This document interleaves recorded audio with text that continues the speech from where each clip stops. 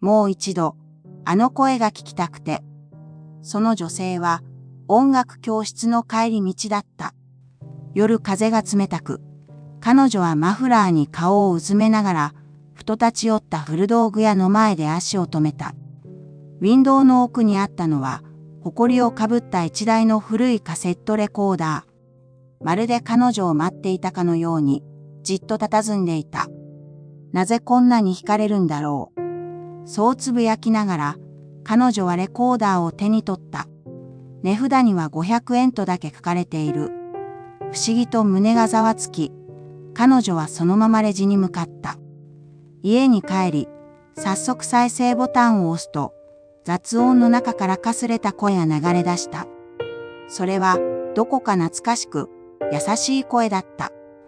子守歌のような旋律とともに、愛してるよずっと、そばにいるからという言葉が、まるで遠い記憶から蘇ってきた。彼女の目から涙が一滴、頬を伝った。この声お母さん。実は彼女の母親は、20年前、彼女がまだ幼い頃に事故で亡くなっていた。録音された声は、確かにその母のものだった。しかし、録音の日付は2025年3月12日つまり、昨日の日付だった。彼女は混乱しながらも何度も再生し直した。確かに母の声、名前を呼ぶ声、笑う声、そして頑張りすぎないでという、今の彼女にしか通じないメッセージ。これはどういうこと？翌日、彼女は古道具屋を再び訪ねた。しかし、そこにはもう何もなかった。看板も、店の痕跡すらも。ただ空き地が広がっているだけ。まるでそのレコーダーだけが、時空を超えて彼女の元に現れ、そして役目を終えて消えたかのように。